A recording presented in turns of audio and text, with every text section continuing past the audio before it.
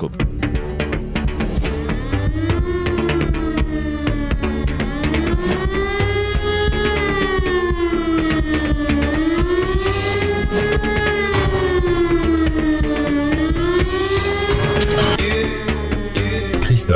Christophe sur France Maghreb 2. Bonjour à tous, ravi de vous retrouver sur France Maghreb 2. C'est parti pour votre grand forum tous les jours de 16h à 18h. Je suis ravi de vous retrouver les amis en ce vendredi 15 avril sur France Maghreb 2 jusqu'à 18h. Voici le programme. On va parler d'un désaccord autour d'un mot finalement entre Macron et Zelensky puisque Macron ne souhaite pas employer le mot génocide. Peut-on parler d'un véritable génocide qui se produit en ce moment en Ukraine ?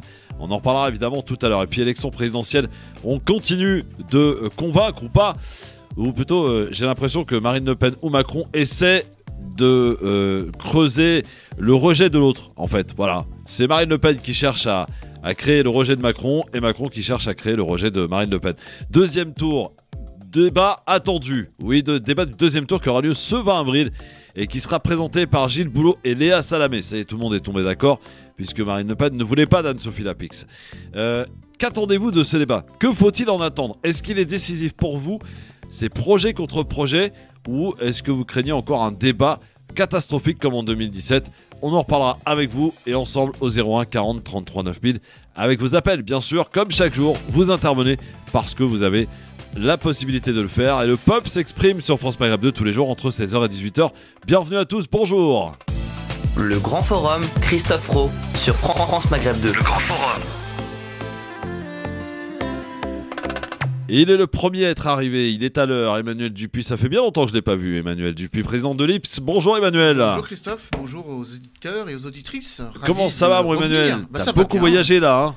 Et beaucoup, et oui, Ouais, il faut sillonner le monde pour comprendre les dynamiques qui perturbent les relations internationales. Contrairement à beaucoup de mes collègues et amis universitaires, je sors de ma chaire et je pense que c'est tout à fait normal que l'on essaye de comprendre en allant sur place. Exactement. Alors justement, on va profiter du retard de Tarek Mami et de Farid Tabsamani. J'aimerais que tu nous dises, parce que peu de médias en parlent ici en France, de ce qui se passe en ce moment au Pakistan. Alors oui, effectivement, c'est un petit peu l'angle mort. On n'en parle pas beaucoup en France. Par contre, on en parle énormément dans les médias du monde entier, notamment sur les chaînes arabophones. Il se trouve que je les fréquente beaucoup et je reviens de cette région du monde. Effectivement, il y a eu une motion de censure contre l'ancien Premier ministre Imran Khan, à qui on reprochait d'être un peu populiste, un peu directif dans sa manière de gérer son pays, le Pakistan, pays important, hein. Plus de 150 millions d'habitants, peut-être même un petit peu plus, en tout cas avec cette dynamique qui fait que le Pakistan reste un pays important pour la stabilité régionale. Il y a eu donc une motion de censure et c'est le chef de l'opposition qui donc a remporté la donne. Il s'agit de Shahbaz Sharif. Alors ce nom vous est peut-être familier, c'était le frère de l'ancien Premier ministre Nawaz Sharif, qui avait été 3 fois Premier ministre et qu'Imran Khan avait battu. Donc d'une certaine façon, c'est à la fois une revanche politique, l'opposition qui reprend le pouvoir, et c'est une revanche familiale contre Imran Khan. Ce qu'on reprochait à Imran Khan, ce qu'on reprochait d'ailleurs aussi à la famille Sharif et accessoirement au nouveau Premier ministre, c'est toujours la même chose, corruption, direction un peu autoritaire, disons illibérale, donc de son pays, et puis dans un contexte très particulier avec l'hindouisme qui est en train de gagner l'Inde, le nationalisme indien, un nationalisme pakistanais qui remettait en cause un certain nombre de partenariats, une claire remise en cause du partenariat stratégique avec les États-Unis, un rapprochement avec la Chine et la Russie, un rapprochement économique avec la Chine, un rapprochement politique avec la Russie. Le Pakistan fait partie des pays qui avaient refusé de critiquer ouvertement et de mettre en pratique les sanctions contre la Russie. Oui, il y en a pas mal des pays d'ailleurs dans ce cas-là. Il y en a beaucoup. Beaucoup. Mais disons que le Pakistan a fait office d'exception puisque Imran Khan était le seul à s'être rendu en Russie pour non pas dénoncer, mais pour soutenir le président Vladimir Poutine après avoir envahi l'Ukraine le 24 février dernier. Très bien. Alors, affaire à suivre, ça semble s'être réglé au Pakistan ou ça risque encore d'être Non, mais tendu? ça y est, c'est réglé. Le Conseil constitutionnel a invalidé le recours. La Cour constitutionnelle pakistanaise a invalidé le recours d'Imran Khan. Imran Khan a été donc démis. Son gouvernement est tombé et le Parlement a été dissous. Et donc la nouvelle majorité est désormais entre les mains de l'opposition. On a frôlé la catastrophe ou pas? Je ne sais pas si on peut appeler ça une catastrophe. C'est une question de gestion des affaires courantes pakistanaises. Il n'y a pas de catastrophe. Disons qu'il va y avoir une réévaluation de la diplomatie pakistanaise, qui en plus, avec la présidence indonésienne du G20, devrait jouer un rôle moteur dans le leadership au sein du monde musulman. En tout cas, c'était le rôle c'est le rôle et c'est l'ambition du nouveau Premier ministre. Je ne crois pas qu'il y a de catastrophe. Il y a par contre un changement de portage et de nature. Et la population dans tout cela? La population, elle est partagée. Ouais. Elle est partagée entre les partisans d'Imran Khan et les partisans de l'opposition. Je ne suis pas certain d'ailleurs que l'une soit majoritaire par rapport à l'autre, mais disons qu'il y a beaucoup de tensions à l'interne. De toute façon, Imran Khan faisait beaucoup de déçus et je pense que ce ne sera pas autrement avec le nouveau Premier ministre. Très bien. Je signale que cet après-midi, même depuis ce matin d'ailleurs, la mosquée Al-Aqsa, en Palestine, occupée, a été plusieurs fois attaquée. En ce moment, il y a des vives tensions dans le secteur. Il y a des fêtes aussi sous haute sécurité Pessah pour les Juifs, à qui nous adressons tous nos vœux. Les célèbres fêtes de Pâques aussi pour les chrétiens. Ce week-end, également tous nos vœux pour tous les chrétiens du monde. Voilà, c'est une tension palpable, j'ai envie de dire, que l'on observe là-bas souvent, Emmanuel, Et oui. et en période de Ramadan qui plus est. Exactement, et d'une certaine façon, comparaison n'est pas raison, mais on souhaiterait une mobilisation aussi forte pour dénoncer ce qui se passe en Palestine ou vis-à-vis des Palestiniens que la très forte mobilisation, et elle est utile et il faut s'en féliciter, pour dénoncer les crimes dont sont victimes les Ukrainiens. Toujours se souvenir qu'il faut avoir la même vision des choses et ne pas juger à l'aune de préjugés. Je crois que notre légitime mobilisation ou notre légitime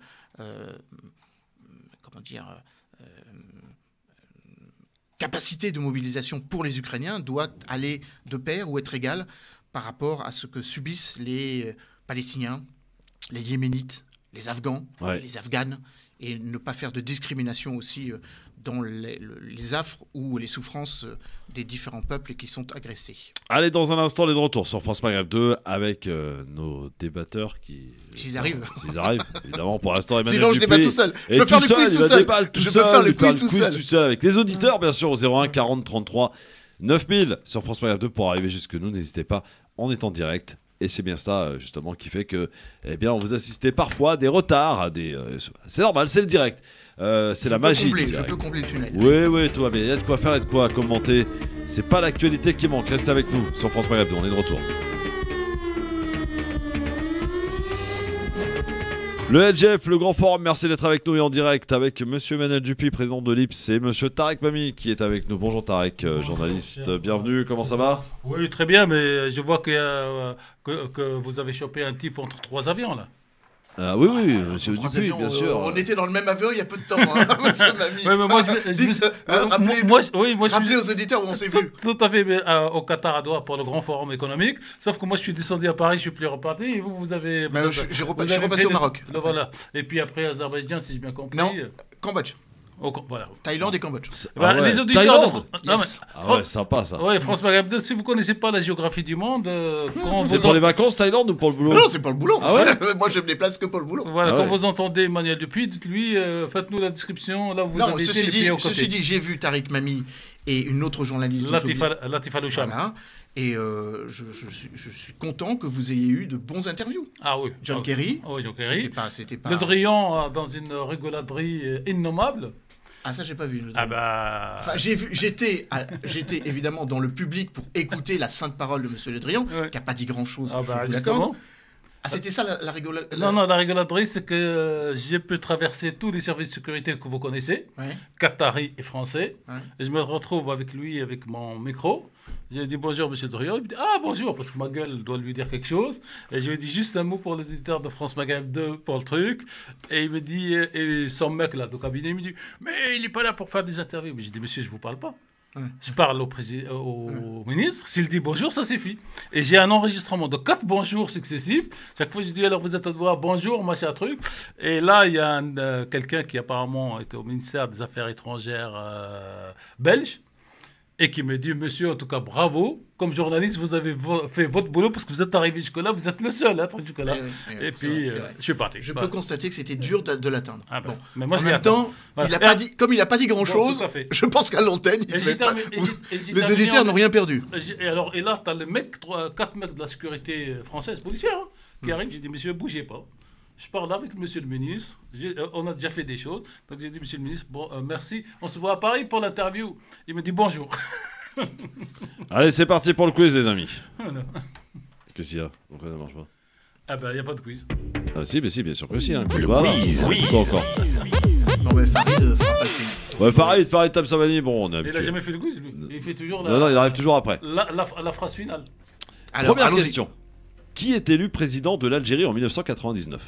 D'accord. Abdelaziz Bouteflika. Bouteflika, bonne réponse. Alors, par contre, posez pas la question premier, deuxième, troisième ou quatrième mandat. Hein, parce que Bah, c'était le premier. Ah bah, le cinquième, 99. C'était le premier, le effectivement. cinquième, il a été arrêté. 1999, c'était le premier. On peut même rajouter qu'il a été ministre depuis 1962, Oui, absolument. Oui, sans discontinuité. Toujours ministre. Non. Bah, jusqu'à la mort de Boumedienne. Oui. Et après, il a disparu. Jusqu'à son retour en 99. Oui, il a après, un peu disparu. après, quelques années. C'est vrai. Après, Oui, une c'est amnistie c'est vrai, de exact. Chadli Benjedid parce qu'il avait une casserole et Chadli l'a effacé.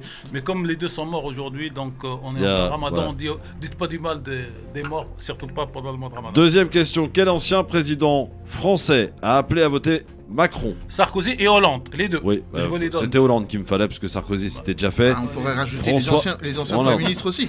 Qui? On peut rajouter les anciens premiers ministres. oui, Valls, Jean-Pierre Raffarin Oui. et Valls. et Valls. Manuel Édouard Valls, Philippe. Édouard Philippe. Édouard Philippe, et puis un troisième, Lionel Jospin. Ah oui, là, Jospin, Jospin c'est vrai aussi. que Jospin Ouais, c'est aussi. vrai. Juppé, je sais pas ce qu'il a dit. Non, il a rien dit. Il dit rien, juste Bah, Juppé. il peut pas dire. Ouais. Conseil Jospin, constitutionnel. il a quitté, il a Avec terminé son mandat. Conseil constitutionnel, il peut pas. Non mais Jospin a terminé son mandat de conseil constitutionnel. Non, on parlait de Juppé là. Ouais, ouais. Non, mais je pose la question. Non, Juppé, mais le je sais président du Conseil constitutionnel ne peut pas s'exprimer. Non, mais c'est Fabius. Le président du conseil constitutionnel. Oui, c'est pas Pardon, Juppé. c'est moi qui suis en Ouais, retard. ouais. C'est moi qui suis en retard. C'est Laurent Fabius. C'est le oui, décalage. c'est Lolo. Eh oui. C'est le décalage horaire des avions. oui, Question exactement. facile. Quelle cathédrale est ravagée par un violent Notre-Dame. incendie? Bah oui, en 2019. Et il paraît que ça avance les travaux. Hein. Et oui, que les délais seront tenus, paraît-il. Ouais.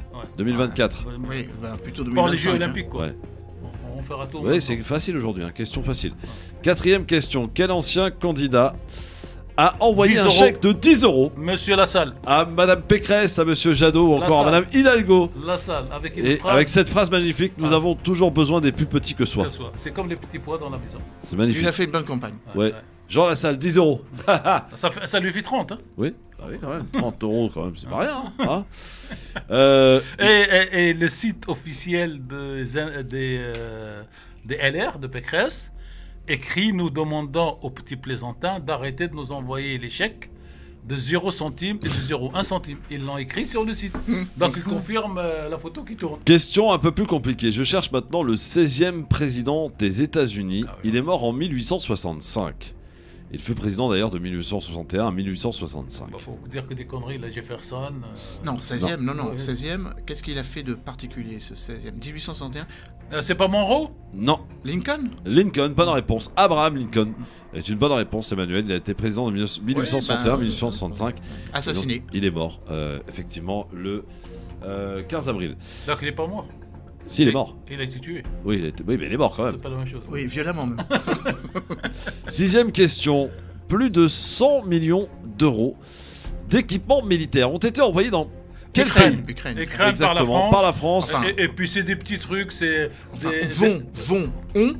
Ils ont Et dit vont. on vont. Oui. On Bon. et vont. Voilà. Et donc on parle Vont et de vision nocturne. Ils sont pas encore là. Hein. Oui, et on C'est parle- Mme Parly qui l'a annoncé hier. Oui, on parle de vision nocturne, on parle de petites choses. Enfin, c'est surtout Emmanuel Macron qui l'a confirmé à Volodymyr Zelensky dans ses 2 appels téléphoniques hier. Oui. On Une sent fois que Zelensky l'a traité de tous les noms. il est parce fâché que- après Macron. Oui, parce que M. Macron ne veut pas utiliser le mot On en parlera. Génocide. génocide. Dernière question, je cherche un écrivain et philosophe. Il est mort à l'âge de 74 ans en 1980. Il a été prix Nobel de littérature en 1964.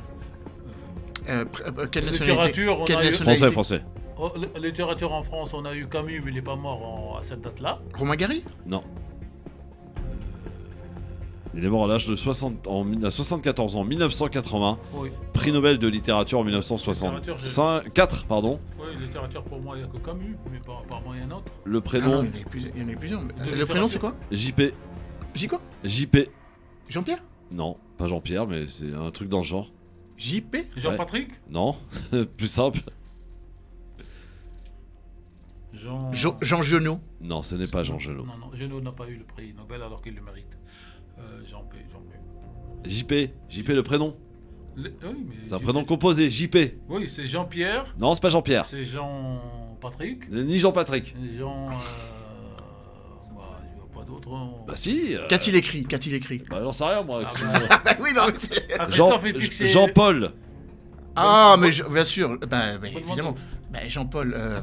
Bah évidemment. Jean-Paul Sartre Jean-Paul Sartre, bah Ah oui, évidemment. Voilà. Alors, il fallait dire GPS. Ah oui, bah, JPS. J'ai donné le prénom déjà, JP, Jean-Paul Sartre. Il est mort en 1980, bonne réponse. L'enfer, c'est les autres. Ouais, par exemple. L'enfer, c'est les autres. Ouais, c'est souvent ce qui se passe d'ailleurs en ce moment. Tout à fait. L'enfer, c'est les autres. hein. Et il a un super petit livre que je conseille tout le monde de lire qui s'appelle La question juive. Et vous pouvez retrouver le reflet de ce que beaucoup de peuples souffrent aujourd'hui. C'est la question juive. Et on souhaite bonne fête de On l'a évoqué Pessah. avant que vous arriviez, Tariq. On a Vous pas auriez vu été là, on l'aurait évoqué. On a évoqué ça. Bonne fête de Pessah, Pessah à tous nos amis Là, juifs ça, oui, aujourd'hui. moi, je parlais de. Non, non, les peuples qui souffrent, Oui. que l'on minore, Oui, ou dont on ne tient pas suffisamment compte. Et vous avez vu la déclaration du patron de l'OMS avant-hier? Le patron de l'OMS. Alors, Ah, bah, il a mis les pieds dans le plat. J'en ai vu plus. Oui, en disant qu'il faut se souvenir, bien sûr, Non, il les a Yéménites. Non, il a dit pire que ça. Il a dit quand je vois l'Ukraine et quand je vois l'Éthiopie, je dis racisme. Et c'est la Oui, première enfin, fois en même qu'il... temps, Monsieur Ghebreyesus a commis une petite erreur en évoquant la région du Tigré comme étant une région, comment dire, séparatiste. Elle l'est aujourd'hui. Depuis 6 mois, depuis la bataille, elle l'est. Mais il a parlé de l'Est Tigré Oui. et ça, oui. ça passe mal à Addis Abeba. Voilà. Oui, tout à fait, puisque... Vous avez remarqué que M. Mamie a une sonnerie de téléphone de cloche d'église. Il est très bien intégré, M. Mamie, en France. hein. C'est parfait, Monsieur- c'est bien. Ouais, Monsieur c'est le- Mamie c'est le est week-end de français. Pâques. C'est le week-end de Pâques. Ouais, il le bravo, fait c'est le exprès. week-end de Pâques. Oui, il a- mais monsieur les sonneries des cloches. Monsieur Mamie, Bravo. Monsieur Mamie est français, contrairement à celui que Bien- j'ai poussé hier dans ses derniers retranchements. Bien assimilé. Non, mais hier, un type, il nous a appelé pour les élections. Je le pousse dans ses retranchements. Et il me dit, moi, est-ce que je suis en tant qu'Algérien? Bah, j'ai dit, attends, t'étais français il y a 30 secondes. hein. Moi, je tombe pas dans ces pièges-là, mon ami Christophe. Alors, eh bien, Et je suis passons, heureux d'être ici, dans Oui. ce pays, qui est le mien, comme dit Passons- Brel. passons au zapping. Avec des petits trolls aujourd'hui dans le zapping. Allez bien terminer la semaine tranquille. Ah, ouais. Évidemment. Marine Le Pen, qui peut compter sur le soutien de Robert Ménard. Enfin, il était ce matin, hier matin sur CNews. Soutenir à la moitié. hein. candidate. Enfin, il la soutient en tout cas. À moitié. À l'écouter, Moi, je l'ai on a un entendu. peu de mal. Écoutez. Voilà. Moi, je suis en désaccord avec Marine Le Pen sur un certain nombre de points. Vous pouvez lui reprocher plein de choses. Sur le terrain économique, il y a des insuffisances. Sur la retraite, je suis pas d'accord avec elle. Sur le port du voile, vous n'êtes pas d'accord? Moi, L'interdiction non plus. du port du voile. Absolument. Sur la Russie, ce qu'elle dit, c'est pas audible, c'est pas acceptable. Ben Ça, non. c'est une stupidité d'avoir fait ça, je vous le dis tout de suite. C'est au moins de l'amateurisme de sa part. Merci beaucoup Robert Ménard d'être venu ce matin. Sacrément un soutien de poids, les amis. Hein, Ça fait quand beaucoup, même. ça fait beaucoup. Non mais Robert Ménard, là, pour le coup, hein, ça tergiverse quand même beaucoup. Hein. D'ailleurs, Ah, mais, il a été beaucoup plus clair, je crois, mardi soir, sur cette thématique. Il a dit, j'avais dit que moi, Zemmour, c'est pas ma tasse de thé. Ouais. Et là, il y a les salam alek entre Zemmour et Marine qui les rend. Et donc là, ça va me poser question de voter avec les gens de Zemmour. Alors, En fait, il revient à peut-être à 10 ans en arrière, avant qu'il devienne maire. Oui, mais oui. peut-être Ou c'est avant aussi son- l'âge. Avant que son épouse devienne députée. alors écoutez, Voilà. c'est un petit Ça, montage. ça rentre en ligne de compte aussi. Un petit montage qui a été fait par nos amis de France 5. Hier, vous savez, le président de la République était au Havre et il a répondu à des questions de France Bleu. Écoutez, une auditrice qui a appelé Emmanuel Macron. Écoutez, c'est Ça hilarant. De très nombreuses questions qui arrivent au standard de votre France Bleu. Bonjour. Bonjour, je m'appelle Valérie, j'ai 54 ans. Bonjour madame. Je suis endettée personnellement à hauteur de 5 millions d'euros. J'ai besoin de votre aide, d'urgence. Merci. Beaucoup madame. Il n'y a qu'un moyen d'y répondre, c'est de travailler plus. C'est mon titre. Vous avez compris? Voilà. C'est excellent. Alors hein j'ai écouté parce que par hasard j'ai reçu la vidéo de France Bleu. Vous aurez des complaintes des Républicains, là. Ouais, ouais, Franchement. voilà. J'ai écouté 59 minutes l'émission. Et passionnante, parce que j'ai trouvé les Français, sincèrement, hein, Emmanuel, ils étaient à la fois revendicatifs sur des points particuliers et respectueux de leur président. Respectueux de leur président. Et ça, c'est étonnant, parce que quand on voit les Twitter, les Facebook, les machins... Quand on voit déjà les Français qui l'agressent dans la rue, Voilà. quand il va au Non, mais contact d'eux. les auditeurs, je ne sais pas s'ils ont été triés sur France Bleu ou Possible pas. qu'ils aient été filtrés quand même. hein. Mais en tout cas, c'était des questions pertinentes et toujours, je ne suis pas d'accord avec vous, Monsieur le Président, mais pas espèce de je sais pas quoi, comme on fait dans Ça la fait rue. beaucoup de désaccords aussi. hein. Ouais, Parce ouais. que Ah pendant oui, ah 50 minutes, Bah, il y à a chaque quand fois- même eu beaucoup de désaccords. Ça, À on est chaque fois d'accord. qu'il se déplace, il y a, Ah il y a bah quand oui. même, voilà. Ah oui, non mais ça... Bah, ça crée une polémique, ça veut dire Il y en a un qui lui a dit pourquoi vous faites campagne maintenant? Vous n'avez pas fait au premier tour, vous faites campagne maintenant, c'est parce qu'il y a Marine Le Pen face à vous, vous vous réveillez. Enfin, Ah bah ouais. je veux dire, il est quand même un peu bousculé, hein, président Non de la mais République. hein. ça reste correct, mais l'autre il dit vous avez rien fait comme moi, pour nous dans une profession, et je vous vomis. C'est-à-dire que vous avez rien fait, ok, mais c'est la suite. Et à la radio, par contre, peut-être La que radio, on filtre les appels, monsieur Mamie, vous le savez. pas très bien. sur France Maghreb 2, hein. Ouais, non, mais pas ici, ouais, mais, enfin, bon, France Bleu, c'est une chaîne du service public, il Oui. faut le rappeler. hein. Ou alors, vous savez, moi, on m'a Mais dit. très honnêtement, on aurait le président de la République, on prendrait les auditeurs, je filtrerais, parce oui. que là, ça se Ah oui, oui, là, parce que ça peut on est partir obligé, on peut ça pas peut partir partir dans tous les sens. ouais, ouais. Bah oui. Non, mais- Et on Et arrache. puis, la première question qui était sur France Bleu, c'était sur les éoliennes, et c'était vraiment pertinent de la part d'un pêcheur breton, et la réponse du candidat président, pardon. Rachid est avec nous, bonjour Rachid. Bonjour à tous, bonjour Christophe. Moi je vous appelle par rapport au second tour là, qui va pas tarder à arriver. Ouais. Et puis tout ce qu'on entend à la télé et tous ces candidats qu'ils appellent tous à voter contre Marine Le Pen, tout ça. Moi j'en ai un peu marre qu'on nous prenne un peu pour des gamins, un peu pour des gens qui savent pas réfléchir, des demeurés, et à qui on doit tout nous dicter, parce que c'est ce qui s'est passé depuis 2017. Et moi, très honnêtement, je vous écoute tous les jours, j'entends des gens dire qu'ils vont pas aller voter ou qu'ils vont voter blanc. Très honnêtement, je vous le dis en toute franchise, et je m'en cache pas, il se peut que je vote Marine Le Pen, parce que j'avais voté Mélenchon au premier tour. Une gueule de bois pas possible au soir des élections, au lendemain du premier tour, parce que j'avais vraiment beaucoup d'espoir. Et là, franchement, je suis un peu en mode kamikaze, parce que j'en ai vraiment ras-le-bol. Ras-le-bol de voir toujours les mêmes tronches qui gouvernent, et ras-le-bol de ces 5 ans qui nous pendonnaient. Et voilà, c'est vraiment mettre un coup de pied dans la fourmilière, quitte à crever.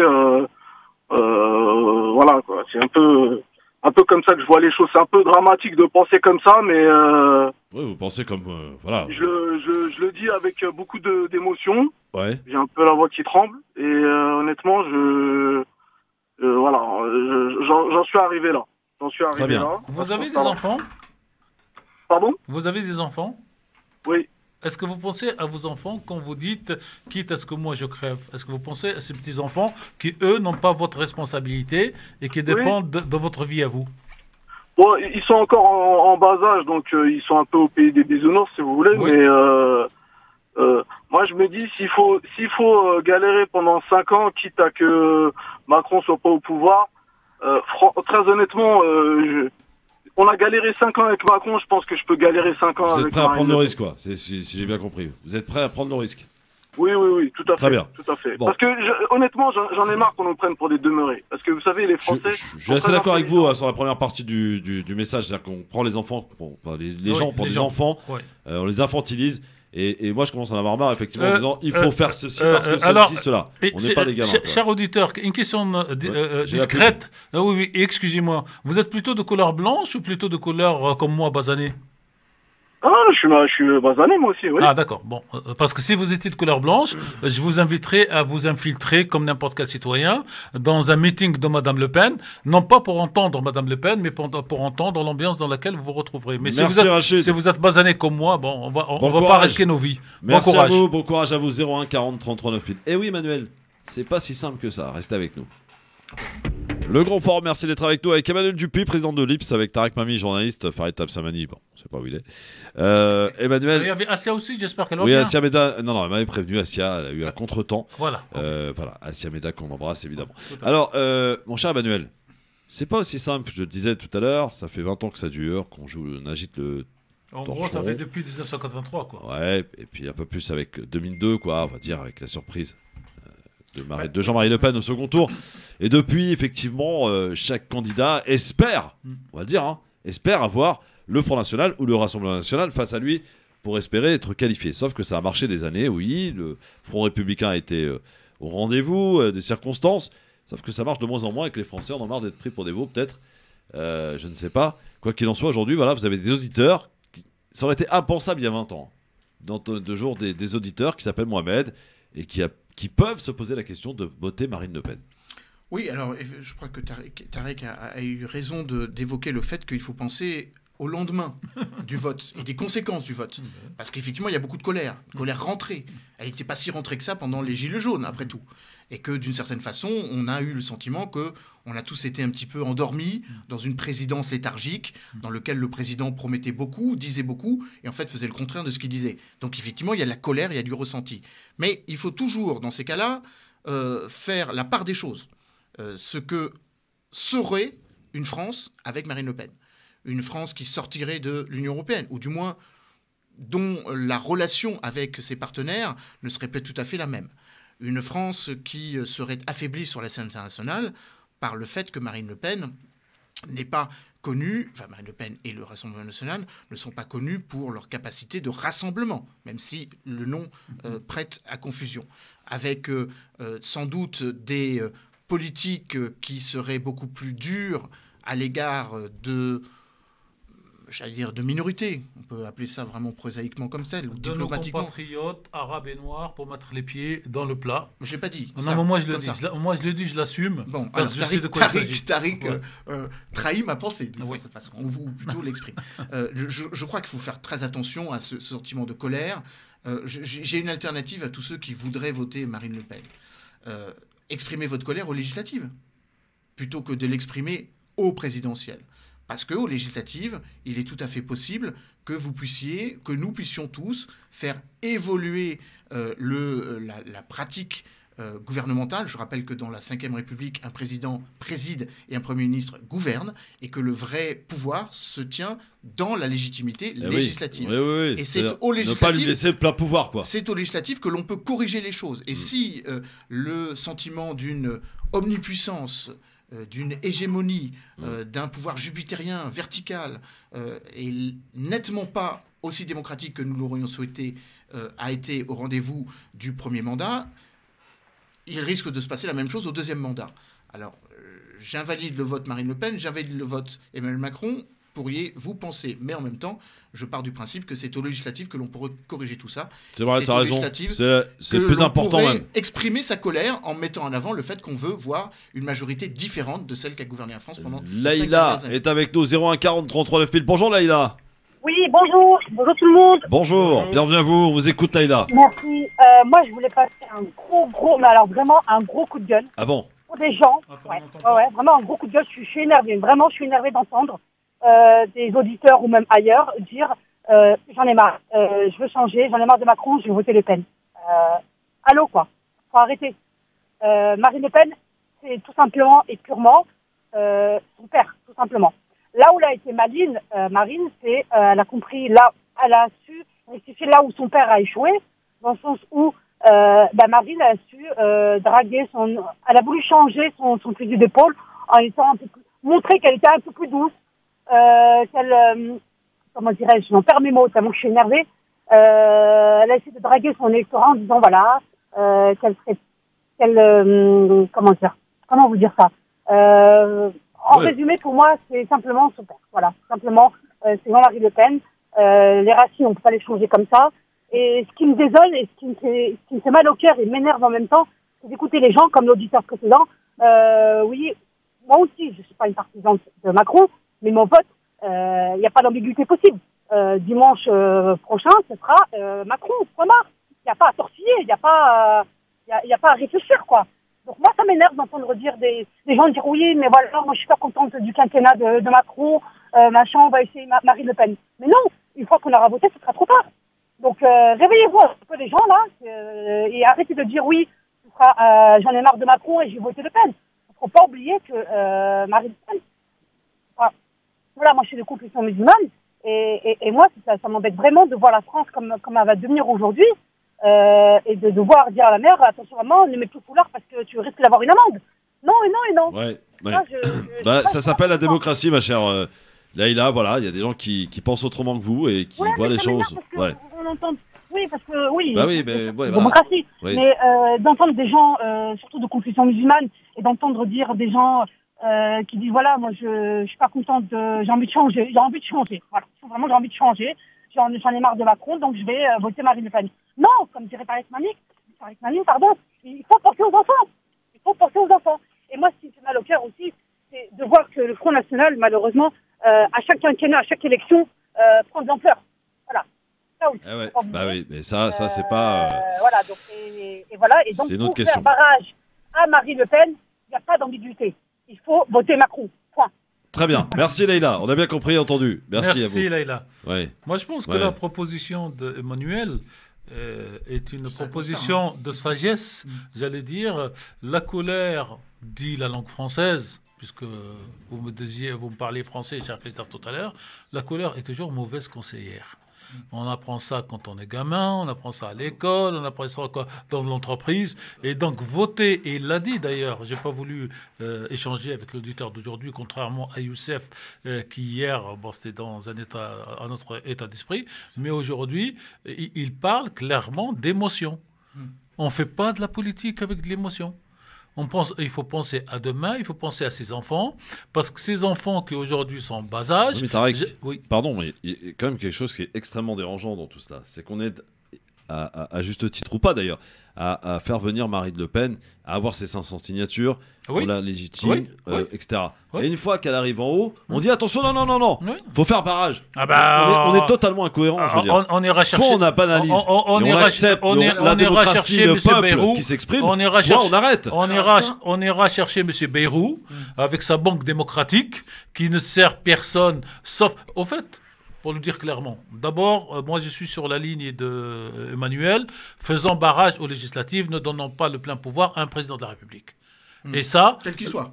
Oui, quel qu'il soit. Et ça, la colère est entendable, surtout que on a vu que les deux périodes, j'allais dire, d'accalmie dans la société française ont été les deux périodes de cohabitation entre Chirac et Mitterrand et entre Jospin et Mitterrand. Bon, et on n'a pas parlé... Jospin Chirac. Et on n'avait pas parlé à l'époque de détournement d'argent, de plein de choses, parce que les deux se surveillent. Un petit rappel, c'est que les cohabitations qui peuvent être tendues, parce que ce sont des polarités politiques différentes, préparent des présidentielles beaucoup plus apaisées après. Voilà. Parce qu'il y a eu l'exercice du pouvoir et finalement... Et chacun est responsable. On se responsabilise et on se respecte. Dernier point pour répondre aux auditeurs. Faites-vous une idée précise de ce qui nous attendra lors du deuxième débat présidentiel. Le premier débat présidentiel, en l'occurrence mercredi prochain, c'est là où les choses vont être claires et vous aurez une vision claire de ce qui nous attend. Tu spoilies un peu notre deuxième sujet, mon Emmanuel. Ah, bon, on en parlera tout à l'heure. Lequel, le deuxième sujet? Le débat, que faut-il en attendre? Les Français savent qu'il y aura un débat mercredi prochain. Est-ce qu'il va permettre de choisir? Enfin, voilà, pour ceux qui sont encore un peu indécis. Alors, on dit que ça change à la marge 1 ou 2 points parce que les gens viennent. 1 ou 2 points, c'est énorme. Oui, c'est énorme. Aujourd'hui, conjoncture actuelle, parce que les gens viennent avec leurs convictions. Et pour revenir donc sur cette question. Pardon, mais en 2017, je pense qu'il y a quand même plein qui s'apprêtaient à voter Marine Le Pen. Ils ont vu la catastrophe, ils ont peut-être dit, on va peut-être éviter les dégâts. Elle a même d'ailleurs, dernier point, Tariq a raison, on dit qu'un débat présidentiel fait bouger 1,5-2 dans un sens ou dans l'autre. Lors du dernier débat, il a beaucoup changé. Marine Le Pen a perdu 4 ou 5. Tout à fait. Donc ça peut vraiment déterminer le vote.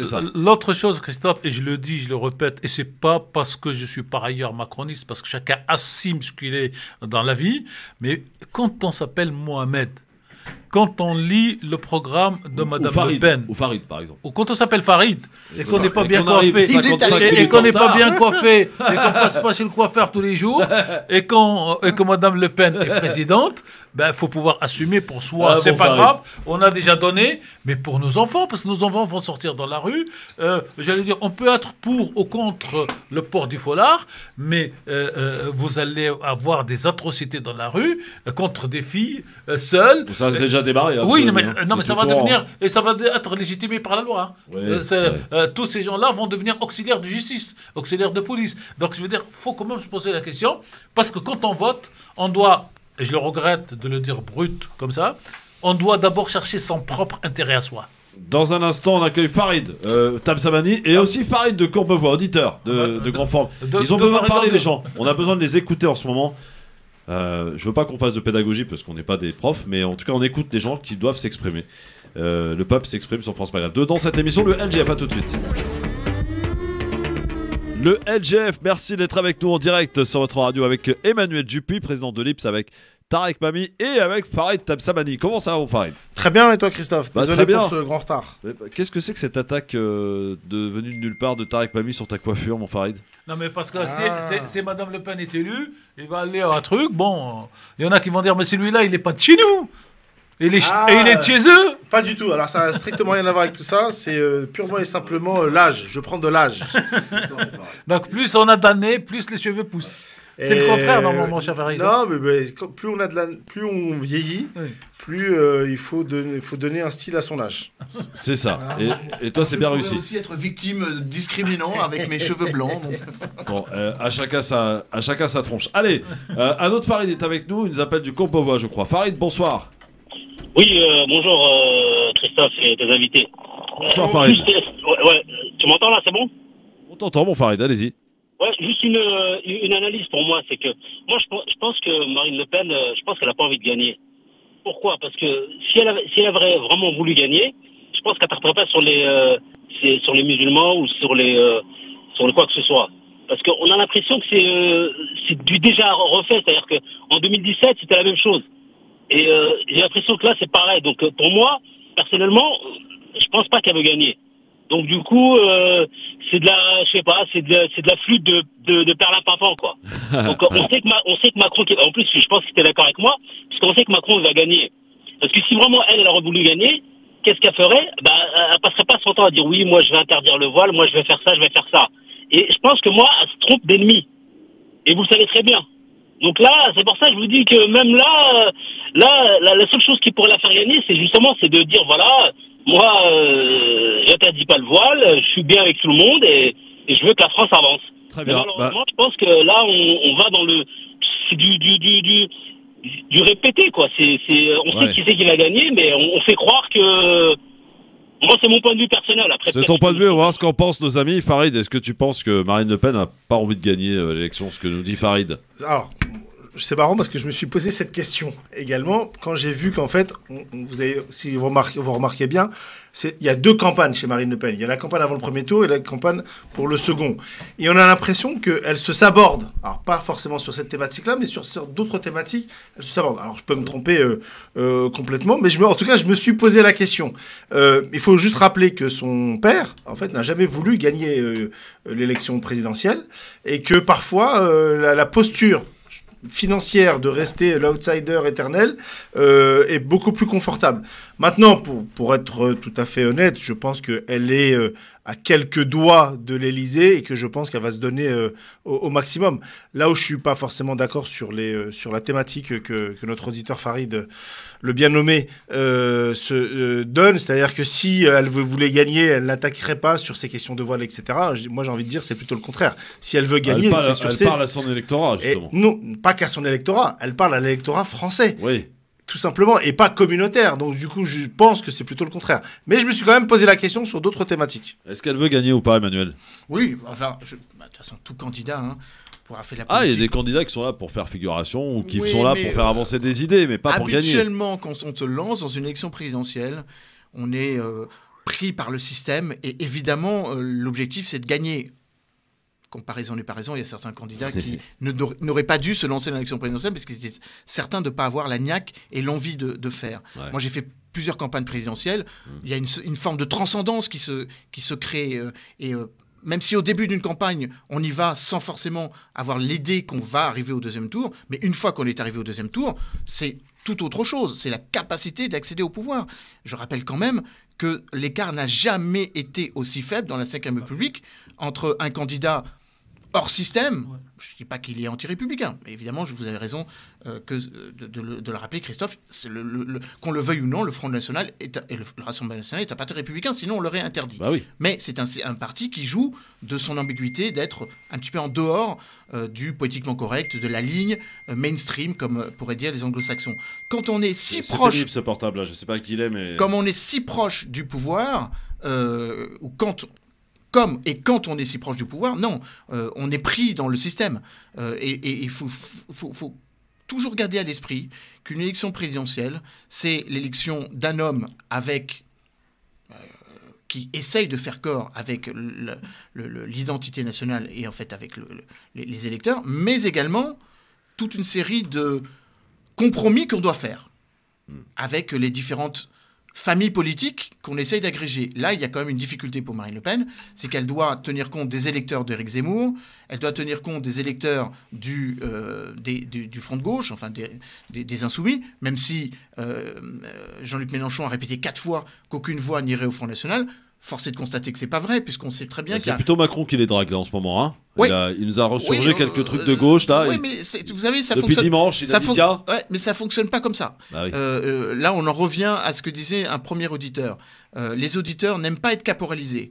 Quelle que soit l'envie de voter ou non pour un candidat, quand on dit qu'il faut surtout pas voter pour un candidat, c'est une façon de sans doute amener ces électeurs à voter pour le candidat adverse. Exact. Il y a quand même un tiers des électeurs de Mélenchon qui voteront malgré les admonestations de tous les insoumis pour Marine Le Pen. Donc je crois qu'il faut faire très attention à bien se rendre compte qu'on n'a jamais été aussi proche d'une arrivée au pouvoir de Marine Le Pen, que effectivement on vote pour Marine LePen en ne regardant même pas son programme. Ah oui, on vote pour Marine Le Pen parce que c'est la candidate opposée à Macron. C'est tout. L'argument qui revient, c'est pour faire péter le système. Ben voilà, c'est pour faire péter le système. Sans, encore une fois, avoir lu le programme. Ouais. Par contre, Christophe, moi j'ai l'impression par contre que Mélenchon était soulagé de ne pas être au second tour. Il est possible. Moi je crois j'ai l'impression aussi, pareil. Moi je crois par contre, là pour coup je suis d'accord, c'est que Jean-Luc Mélenchon n'avait aucune envie d'être président et qu'accessoirement il a joué... Il prépare les législatives, lui. On aurait dit un discours de vainqueur. Ouais. Et il prépare effectivement législative pour éventuellement se voir Premier ministre. Moi, je n'y crois pas personnellement, mais je pense que c'est un petit peu dans son état d'esprit. Dans son discours de dimanche soir, là, ouais. Dimanche soir, ouais. On a clairement eu l'impression qu'il était soulagé de ne pas être au second tour. Et effectivement, alors... Enfin, il est soulagé d'être Premier ministrable possible. Ouais, je ne crois pas non plus d'être Premier ministrable, mais d'être... Tu sais, tous ces partis qui vivent quand même... grassement d'une certaine manière du système. Clairement, lui, effectivement, il a intérêt à avoir le maximum de députés, donc pour pouvoir engranger le maximum de permanents. Là, il est parti cultiver dans son jardin, dans sa maison du Loiret. Se mettre au vert. En tout cas, moi, c'est la sensation que j'ai. Momentanément. Il y en a plein qui ont disparu. Zemmour, il a disparu complètement. On ne sait pas où il est. Dupont-Aignan, pareil. Ah. Je pense qu'Éric Zemmour, il a disparu totalement. Je ne vois pas comment il pourrait continuer. Véritable flop. Flop. Et c'est là qu'il faut toujours se rappeler. Alors que Mme Pécresse a repris les bureaux du conseil régional et Mme Hidalgo a redécouvert qu'elle était maire de Paris. Non, elle a découvert qu'elle était maire de Paris en se rendant à Kiev. À Kiev, absolument. Ce qui est un petit peu indécent. Ah oui? Ah, tu nous expliqueras pourquoi tout à l'heure, d'accord. même. Farid est avec nous. Pas Farid Tabsamani, il est avec nous, bien sûr, mais auditeur. Qui est avec nous. Ça fera le troisième Farid. Ah oui, mais dites donc. Il y a que des Farid aujourd'hui. Bonsoir, mon Farid. Que veut dire Farid? Non, ça veut dire quoi? Oui, bonjour à tous. Bien sûr, moi je sais. Attention. Ça veut dire l'unique. Oui, Farid, ça veut dire l'unique. Donc t'es l'unique, mon Farid. L'unique. Voilà, on t'écoute. Merci à vous tous. Voilà, moi je suis un peu déçu pour les auditeurs qui ont voté Le Pen. Et franchement, je comprends pas. Je vous dis franchement, je comprends pas. Ils n'ont pas compris encore leur programme. Eux, ils pensent que, ne serait-ce qu'ils sont français, Par contre, t'as un téléphone pourri, Farid. Je tiens à te le dire, t'es peut-être unique, mais t'as pas un téléphone unique. Pas la preuve, tiens, ça a raccroché. Désolé, mon Farid. Voilà, bon, alors. J'ai même pas compris ce qu'il avait non, je crois avoir décrypté qu'il ne comprenait pas ceux qui appelaient à voter Le Pen. Parce que oui, mon Farid Tabsamani, il y a des auditeurs. Quelques auditeurs qui appellent, enfin, qui se posent la question, d'autres qui appellent clairement à voter Marine Le Pen. Voilà. Ça paraît étonnant, mais c'est vrai. Alors, premièrement, il y a quand même une bonne partie des Français qui ont voté pour elle et qui sont d'accord avec son programme.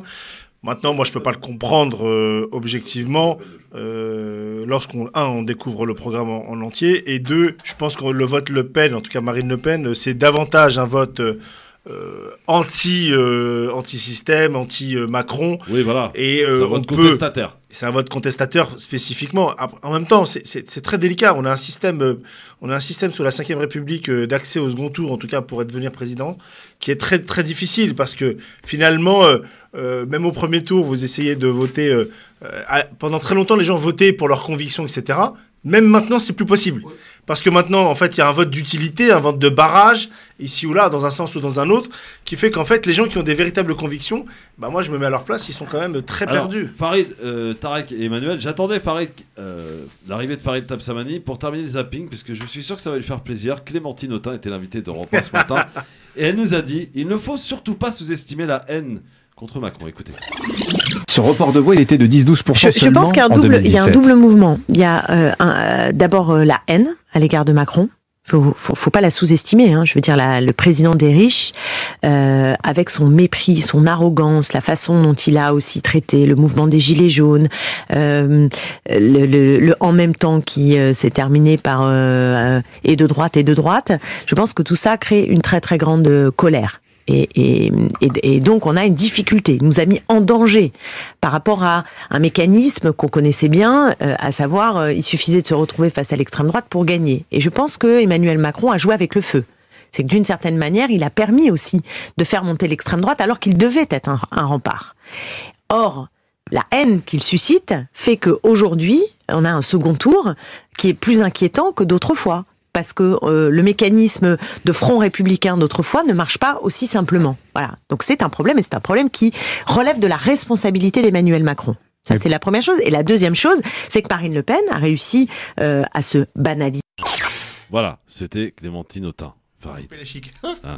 J'ai coupé la chic parce que oui, faut peut-être pas trop en faire. On a compris. Voilà. Bon, rien d'autre à rajouter sur Madame Autain ? Non, mais ce qu'elle dit est vrai. Oui. Je pense qu'on est pris au piège. On voudrait.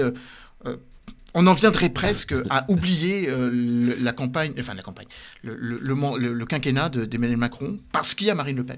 Et ça, je crois que c'est la pire des choses qui nous arrivent. C'est-à-dire qu'en gros, on devrait faire amende honorable. Il ne s'est rien passé parce qu'il y a ce danger ou cette menace perceptible par certains de Marine Le Pen. Je crois que c'est ça la pire des choses. Je suis rarement d'accord avec Clémentine Autain, mais là, je lui donnerai quitus en rappelant qu'effectivement, il y a une haine rentrée, et qu'à un moment ou à un autre, si on ne répond pas à cette haine, eh ben on va avoir un deuxième mandat d'Emmanuel Macron qui sera encore pire que le premier, avec un mouvement des Gilets jaunes amplifié, avec une distance, une morgue. Sauf s'il venait à perdre les législatives.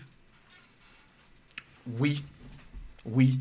Donc, il faut qu'il perde les législatives. Alors, une chose, messieurs... Ou que d'autres gagnent les législatives. Vous êtes tous les trois des aguerris de la politique. Est-ce que vous êtes d'accord avec moi pour dire que si, par malheur, Marine Le Pen arrive au pouvoir, elle n'aura jamais la majorité parlementaire ? Ah bah oui, bien sûr. Ouais, enfin, le mode de scrutin fait que moi, elle pourrait pas l'avoir. Voilà. Tant qu'il n'y a pas la proportionnelle, et pourtant, elle ne peut pas faire plus de... Allez, 20-30 députés. Et pourtant, il y a traditionnellement, il y a une dynamique tout à fait. pour le candidat. Ouais, d'accord, on par passe le pas. président, Combien de députés à l'Assemblée là? Mais ça ne passera pas. 520. Ça ne passera pas pour Marine Le Pen. 520. Non, non, le Rassemblement national, ils en ont combien? 17. 17. Ne passe pas de 17 à 200. Faut arrêter. Christophe, non, excusez-moi. Macron est passé de 0 à 320. Oui, mais c'est pas la Non, même mais chose. attendez. Donc, pour moi, elle peut ne pas gagner la majorité absolue. Elle va gagner 150, 200. Mais non. Tel que le mode de scrutin est aujourd'hui et tel qu'on peut analyser la proportionnelle, oui. Excusez-moi. Moi, je parle des chiffres. Vous savez combien de circonscriptions elle est en tête? Oui. Enfin, pas exactement, mais minoritaire. 92. Oui, minoritaire. Oui, Mélenchon combien? Très minoritaire. Mélenchon combien? 60. 55. Voilà, c'est ça. Macron combien? Un peu plus quand même. 175. C'est ça. Bon, alors quand vous avez 92 et que Mélenchon a 55 et que ça va partir dans tous les sens avec les alliances de droite, moi je ne dis pas qu'elle va avoir... D'ailleurs, la majorité. La majorité, non, elle va augmenter, ça c'est sûr. Oui, mais elle aura, j'allais dire, la majorité de blocage si elle n'a pas la majorité. Non, mais ça sert strictement à rien. Voilà. Alors juste un petit rappel. Pour la première fois, les élections n'ont pas lieu immédiatement après, mais 2 mois après. Ouais. Donc ça, c'est un élément déterminant. Ouais. C'est-à-dire que la dynamique, elle sera minorée. Ouais. S'il y avait eu un vote... Avant, c'était un mois. Avant, c'était un mois. Oui. Mais c'est un mois de différence, c'est énorme. Oui. Ouais, parce que Macron a changé les dates des élections. Alors, justement, il a compris. Il a compris. Il va casser la dynamique. Ça, c'est mais il la casse pour lui aussi. Alors, justement, il ne vous aura pas échappé que si on a un président, on aura un président ou une présidente, peu importe, le 24 avril au soir. Oui. Il faudra tenir 2 mois avec un gouvernement qu'il faudra nommer. Oui.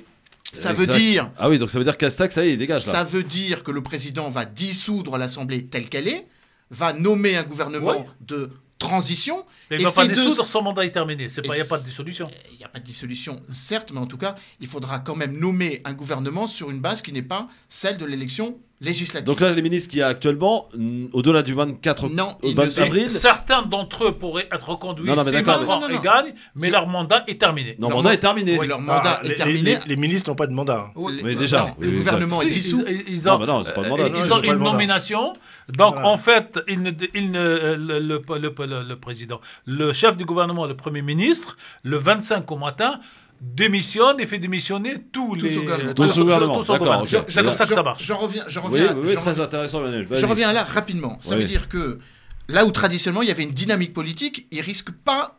Enfin, à mon avis, cette dynamique politique sera un peu minorée. Deuxièmement, le vote à l'élection majoritaire ne favorise ni les marcheurs, enfin non, pas les marcheurs, les insoumis, ni le Rassemblement national. Je rappelle, les chiffres sont ténus. Il y a 577 députés, 577, et il faut une majorité de 289. Personne, même pas les marcheurs, là actuellement, et dans 2 mois, ou dans 3 mois, enfin dans 2 mois et 1 semaine, n'auront cette majorité. Tu es en train de nous dire que ça va être ingouvernable, quoi. Ça va être totalement ingouvernable. Ça veut dire que la solution que vraisemblablement pourrait prendre le président, c'est de casser cette dynamique et de nommer quelqu'un qui soit en dehors du système. D'où cette logique d'appeler éventuellement Christine Lagarde, même si elle a réfuté, elle a balayé ça d'un revers de main. Moi, je crois très profondément au fait qu'ils veulent casser la dynamique en disant... Parce que nous sommes... La rumeur court, hein, Lagarde... Oui, mais parce que nous sommes dans une logique de crise institutionnelle, de crise politique, de crise économique liée à la pandémie et des conséquences de la guerre en Ukraine. De la BCE, hein. Alors, ça passera... Alors, Emmanuel, qui a soufflé le nom de Lagarde? C'est Nicolas Sarkozy. Il en a soufflé 2, apparemment. Il a soufflé aussi François Baroin. Il a soufflé... Il aurait soufflé Baroin. Et ce sont les 2 options, d'ailleurs, qui sont sur la table. Hein. Qui sont 2 options qui, finalement, répondent à 2 dynamiques différentes. Celle de tenir compte, à défaut d'un gouvernement du national, d'avoir une sorte de répartition de tous les pouvoirs. Non pas de Jean-Christophe Lagarde, attention. Ah oui, c'est utile de le rappeler. Madame Lagarde. Madame Lagarde, patronne de la BCE, je crois. Elle est présidente de la Banque Centrale Européenne et ancienne présidente du Fonds monétaire international. Donc effectivement, l'idée de Christine Lagarde correspond... Impliquée dans l'affaire Tapie. Correspondre, oui, comme beaucoup d'autres. Vous aimez pas qu'on précise. Non, mais l'idée de Christine Lagarde correspond aussi à une dynamique européenne où la plupart des gouvernements européens sont composés de gouvernements techniques. Ça, c'est le premier élément. Deuxième et dernier. Comme Draghi en Italie, quoi. Pas qu'en Italie.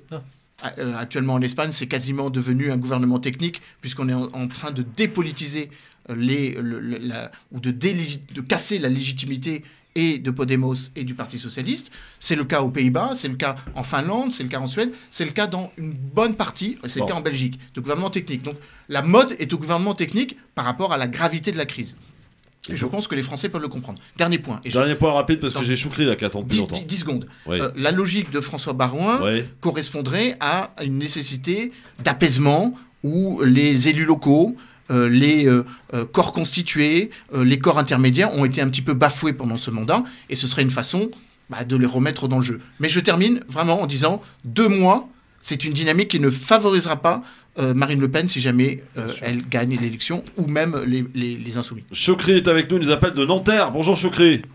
Oui, bonjour à vous et à vos invités. Je voulais revenir un peu sur ce que vous dites là.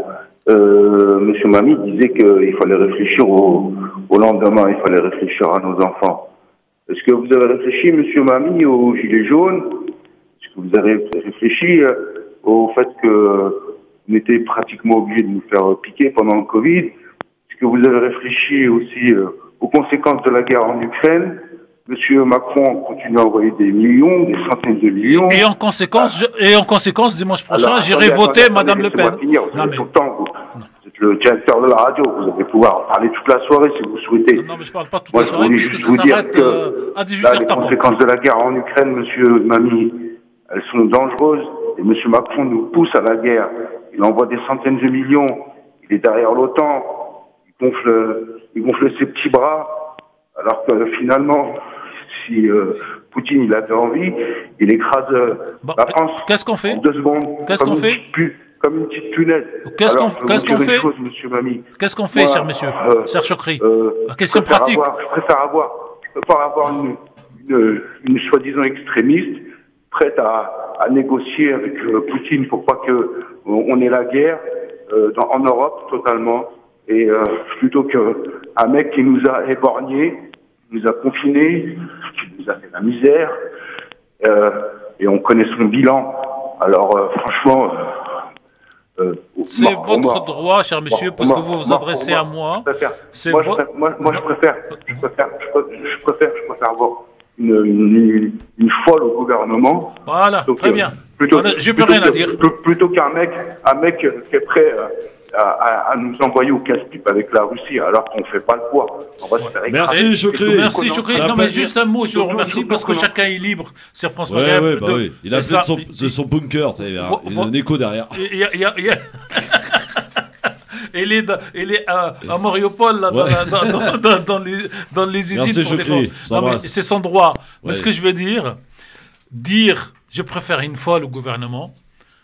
Bon, et je ne qualifie pas, je laisse les auditeurs qualifier quand quelqu'un dit je préfère une folle au gouvernement. Dans un instant, messieurs, dames, on va Alors parler... qu'on ne veut pas de folle chez nous à la maison. On ne veut pas de folle à la fac, on ne veut pas de folle dans notre vie quotidienne, mais on fait une folle à la tête de l'État.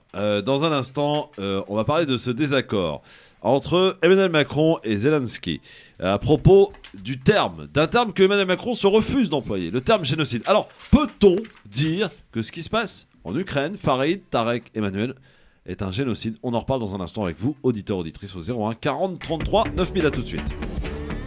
Le LGF, merci d'être avec nous, avec Emmanuel Dupuis, avec Farid Tamsamani, avec Tarek Mami sur France Maghreb 2. L'ANC, on partage. Qu'est-ce qu'il y a, Emmanuel? Non, rien. Qu'est-ce qui se passe? Dites-moi, moi je... On commentait avec... On commentait hors... Oui, mais j'aime bien comme ça, allumer les micros. Nadia... Pour parler des restaurants, pas pour parler ni de Macron, ni de Le Pen. Non, franchement, ça fatigue un bout d'un moment. Nadia est avec nous. Bonjour, ma Nadia. Elle nous appelle d'Avignon. Pas Nadia, c'est Myriam. Ah, pardon. Myriam d'Avignon, comment allez-vous? Elle était au meeting. Oui, ça va, merci. Vous n'étiez pas au meeting de Madame Le Pen, quand même? C'est Avignon? Ah, si, j'y étais évidemment au meeting. Non, je n'y étais pas. D'accord, ok, très bien. Non, je n'adhère pas du tout à ces idées. Moi, je voulais juste dire, parce que je suis oppressée, je me sens comme une... Moi, je porte le voile. Je me sens comme une hors-la-loi, parce que c'est ce sentiment que j'ai. On a l'impression qu'on est des pestiférées, celles qui portent le voile, parce que tous les jours son sujet favori, sa présidentielle, sa campagne, je sais pas, je trouve pas les mots pour le dire, c'est le voile. Et sur la télé, c'est les gros titres, le voile. Son marqueur à Le Pen, c'est le voile. Et elle ne s'intéresse même pas. En fait, son sujet, c'est de dire, elles sont soumises, elles sont contraintes. Pourquoi il y a toujours ces phrases qui reviennent? Pourquoi? Moi, j'ai l'impression qu'elles s'en est plutôt éloignées cette fois-ci, Myriam. Oui. Moi, j'ai l'impression qu'elles s'en est plutôt éloignées et qu'elles cherchaient justement à s'en éloigner et que c'est les médias qui cherchent à ramener ce sujet vers elle. Mais en tout cas, quand on se réfère à la campagne du premier tour, elle n'a pas vraiment parlé du voile, elle a plutôt parlé du pouvoir d'achat, au contraire. Eh ben, rien que ce matin, elle en parlait. Oui, parce que Apolline de Malherbe a fait une interview catastrophique, où elle a essayé de la pousser à s'énerver en lui parlant de Marion Maréchal. Franchement, le niveau des journalistes, il faudrait qu'on en parle un de ces quatre dans ce pays, sincèrement. Tout à fait, c'est vrai, vrai. Mais je tenais à dire qu'il y a des idées à elle que je n'adhère bien sûr, pas du évidemment, tout. personne ne vous dira le contraire. Mais voilà. de là à dire qu'elle ne joue que là-dessus, c'est pas vraiment la vérité. Non, mais cher Christophe, excusez-moi. Oui, mais non, mais Christophe, excusez-moi. C'est un truc que nous avons, nous, les hommes, de se mettre dans la place de cette dame qui, elle, porte le foulard, et dire, ne sont pas vrais, c'est pas la campagne. D'un côté, on comprend le ressenti des gens qui, dans la colère, vont jusqu'à dire « je vais voter Madame Le Pen », et on n'écoute pas et on n'entendait pas. Macron a eu des propos aussi sur le voile en 2018. Si elle dit une fausse vérité, on va pas dire ça. Mais c'est pas une fausse vérité. Bien sûr que si. Mais c'est pas une fausse vérité. Vous avez vu son programme? Est-ce que la phrase est liée ou pas? Oui, mais la majorité de son programme, c'est pas ça. Non, mais est-ce qu'il y est ou dire pas? la vérité. Non, mais attendez. On est en train de jeûner. Il faut quand même dire la vérité aux gens. Vous pouvez dire la vérité, mais à chacun, quand on lit le programme, il trouve sa vérité à lui. Mais non, il y a combien de points dans un programme? Il y en a 99. Bon, voilà, est-ce que les 99 ils parlent de ça? Non, moi je suis une femme. Non, moi je suis une femme. Non, mais attendez. Moi je suis une femme, je porte le foulard. Sur le 99, il n'y a que celui-là qui m'intéresse. Bah, moi je suis c'est dommage. Moi c'est tout le monde comme ça. Moi je suis médecin et j'écoute M. Mélenchon. Il dit je suis riche. Je ne suis pas d'accord avec vous. C'est comme ça que ça marche. Foutu un beau bazar. Non, je suis pas d'accord avec vous. Mais c'est comme ça que ça va. Moi je suis un homme riche. Excusez-moi madame, je vous donne la parole avec grand plaisir. Mais c'est comme ça que vous voyez la politique? Mais la politique, elle est faite comme ça par le peuple. Mais pas du tout. Ah oui. Absolument pas. Ah oui. Est-ce que je peux rajouter Emmanuel. Voilà, excusez-moi, madame. Non, nos deux amis sont aussi sages que moi. Non, mais excusez-moi, madame, de vous avoir coupé. Mais moi, je suis un homme. Et j'ai eu l'habitude. Moi, j'ai même dit une fois, je me suis fait virer d'une salle dans laquelle il y avait des femmes voilées. Après, elles m'ont appelé, elles m'ont dit excusez-nous.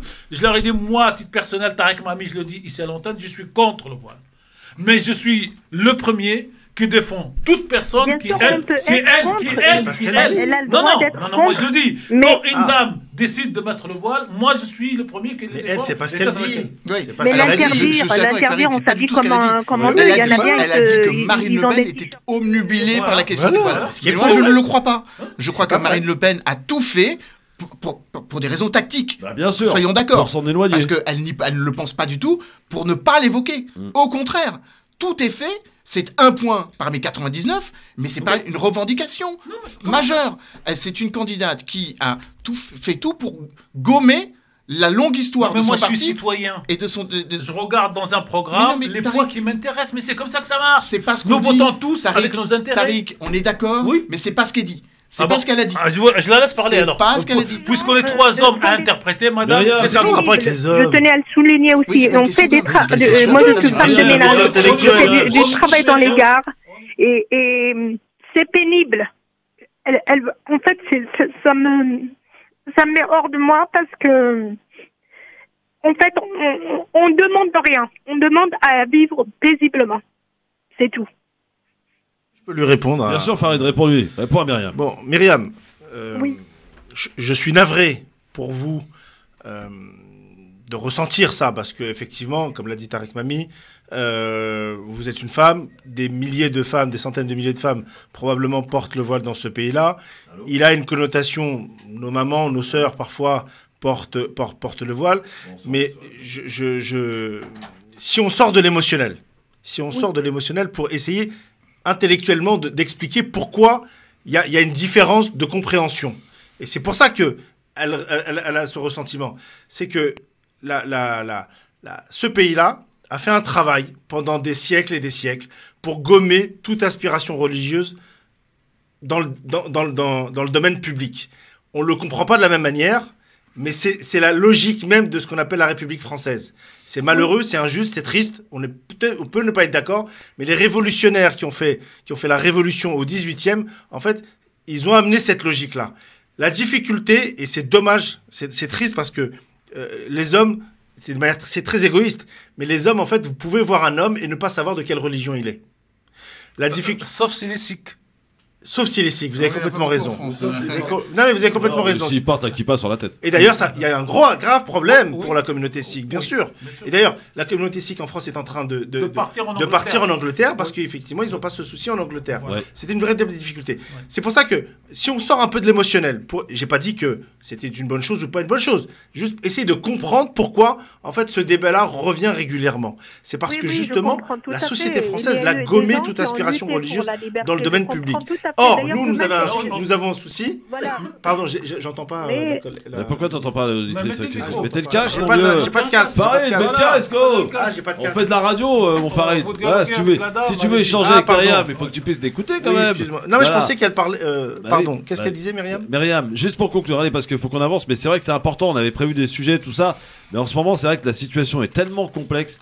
Et oui, moi, je suis très inquiète. Si elle monte au pouvoir, je vous cache pas, moi, ça fait plus de 40 ans que je suis en France, j'ai 48 ans. Christophe, est-ce que je peux suis venue répondre à à Myriam? l'âge de très petite, j'adore ce pays, j'adore autant qu'elle la Je vais lui dire France. quelque chose qui va pas la rassurer, malheureusement. Mais pourquoi? Bah, c'est pas la peine alors. Non, si, parce qu'il faut dire la vérité aux gens. Oui. Allons-y. On est en plein mois béni de Ramadan, il faut quand même dire la vérité. Oui. Qui que ce soit qui passera. Oui. Qui que ce soit. Et même si ça avait été Mélenchon, Oui. ce débat-là existera régulièrement, Oui. malheureusement, dans notre Oui. pays. Mais- Je vous le dis. Oui. Je vous le dis, Mais quoi qu'il arrive. mais sans adaptation de loi, comme le prévoit madame, Encore plus. non. Est-ce que je peux On poser... peut- alors là, on peut partir Christophe, dans je les peux poser paris. une question à Myriam Bien sûr, tout le monde peut intervenir. Vas-y, Lionel, pose une question à Myriam. Après, il faut qu'on accueille d'autres auditeurs. Il y a beaucoup d'appels. là. Oui, Myriam semble à juste titre inquiète si Marine Le Pen arrive au pouvoir. Bien sûr. Mais est-ce qu'elle n'est pas inquiète si Emmanuel Macron arrive au pouvoir sur cette question? J'avoue, je suis moins inquiète. Je sais pas. Pour moi, Marine Le Je Pen. rappelle que le ministre de l'Intérieur était jusqu'à présent Gérald Darmanin. Elle attaque. J'ai l'impression que c'est un bulldog qui s'attaque toujours aux musulmans. Bon, merci Myriam, merci Voilà. beaucoup en tout cas pour votre appel. Merci en tout cas. Et à très vite et bonne journée du côté de Avignon. On va à Reims aussi, à Souad qui est avec nous. Et comme je disais, il y a beaucoup de monde. Et c'est vrai qu'on a cette espèce d'envie de s'exprimer en ce moment qui se fait ressentir et on se doit d'être là. Voilà. Non pas d'être moralisateur, ni d'infantiliser les gens, mais de les écouter, d'échanger argument contre argument. Souad, bonsoir. Oui, bonsoir Christophe, bonsoir à tous. Merci Bonsoir. pour ce magnifique débat. Alors bon, bien sûr déçu que Mélenchon ne soit pas partie du deuxième tour. Hein. Je ne vais pas cacher ma déception. Concernant le voile, je pense que le fait que les Français de confession musulmane soient allés en force voter en 2022, ça peut changer la donne. Enfin, je l'espère. Parce que si on vote, ça va vraiment montrer à tous nos dirigeants qu'on fait partie de la nation et qu'il va falloir composer avec. Parce que pendant très longtemps, on était stigmatisés, insultés du matin au soir sur les chaînes télévisées et personne ne répondait. Je pense que le fait d'être allé voter, c'est une très belle réponse qu'on peut apporter à nos dirigeants et nos futurs dirigeants. Le fait que Madame Le Pen nuance ses propos autour du voile le prouve notamment. Après, je suis OK avec ce que vous disiez. C'est pas Macron a été aussi méprisant à l'égard des Français musulmans que le programme de Madame Le Pen. Mais bon, Macron, il est allé dans le sens de ce qui se faisait avant. Alors que Madame Le Pen, si on vote Le Pen, c'est vraiment on vote pour l'extrême droite. C'est comme si lui, sa politique d'extrême droite qu'il a pratiquée. C'est comme si en votant pour elle, on valide la politique de Macron. Donc non, il faut pas voter Macron. Il faut pas voter Marine Le Pen. Je ne sais pas pour qui voter. Mais en tout cas, le fait que les musulmans français se mobilisent de plus en plus, c'est une bonne chose. Merci Souad, merci. Ça s'appelle le Nini. Moi, j'ai regardé un petit peu, mais il y a véritablement en politique extérieure, ou alors c'est complètement différent. les deux programmes, Marine Le Pen et Macron. Tiens, Emmanuel, là-dessus, t'as regardé? Ah oui, bien sûr. Elle préconise de se rapprocher de la Russie une fois la guerre terminée, de renouer des relations avec Bachar el-Assad. Oui, elle préconise de sortir de l'OTAN. Du commandement militaire de l'OTAN. Voilà, commandement militaire de l'OTAN. C'est complètement à l'inverse de ce que propose Macron. Sera un changement. Pardon, juste pour répondre à Christophe, sera un changement radicalement, révolutionnaire dans une autre dimension. C'est qu'il y a la remise en cause de tous les fondamentaux liés au traité européen. Alors, de deux choses l'une. Elle ne dit pas qu'elle ne veut remettre en cause l'Europe. Elle ne le dit pas. Elle ne dit pas qu'elle veut quitter l'Union européenne. Mais elle dit qu'une fois qu'elle sera présidente du Conseil de l'Union européenne, je rappelle que... C'est une fois tous les combien? Non, c'est pas une fois tous les combien. Le 25 avril au soir, le président sera président du Conseil de l'Union européenne pour 2 mois. On est d'accord. Eh oui. Alors après, ça tout. Parce que la dernière fois, c'était en 2008. Avec l'Allemagne aussi, je crois qu'elle veut un peu casser cette relation. La dynamique allemande. Ça veut dire que on va être dans une logique qui vise à revisiter tous les fondamentaux de la politique étrangère. Et là, pour le coup, on risque d'avoir quelques désagréments et quelques difficultés à trouver des alliés pour cet objectif. Ouais, au niveau des traités européens, au niveau de l'amitié avec l'Allemagne et au niveau de nos coopérations militaires. Comment ça va se passer avec les pays arabes? Alors, elle est peu discrète sur cette question. Elle ne dit pas grand-chose. Néanmoins, effectivement, il y a une décision qui est en rupture totale avec l'actuelle présidence, c'est effectivement de réouvrir les relations diplomatiques avec Bachar el-Assad. Ça, évidemment, c'est en rupture avec la politique des 3 derniers présidents. Ça, c'est clair. Des 2 derniers présidents. Mohamed de Lyon est avec nous. Bonsoir, Mohamed. Bonsoir tout le monde. Bonsoir, Mohamed. Alors, bonsoir, j'appelle, je fais suite à tout ce qui a été dit. Donc moi, perso, je ne le cache pas, j'ai voté Mélenchon. Ouais. Et je ne vous cache pas que j'ai cru. Et je voulais juste apporter mon avis là-dessus. C'est que moi, je ne voterai pas Marine Le Pen, non pas pour ce qu'elle pourrait faire, mais pour tout le mal qu'elle a pu faire. Pardonnez-moi, Christophe, pardonnez-moi. Tout le mal qu'elle a pu faire depuis ces dernières années, en l'occurrence sa famille. Moi, j'estime que je fais partie de la génération années 80, et que si les politiques et les médias, ils sont aussi obsédés, ça devient presque psychiatrique, tout ça, par le voile, et puis avec ces nouveaux termes inventés sur mesure, islamisme, séparatiste, enfin bref.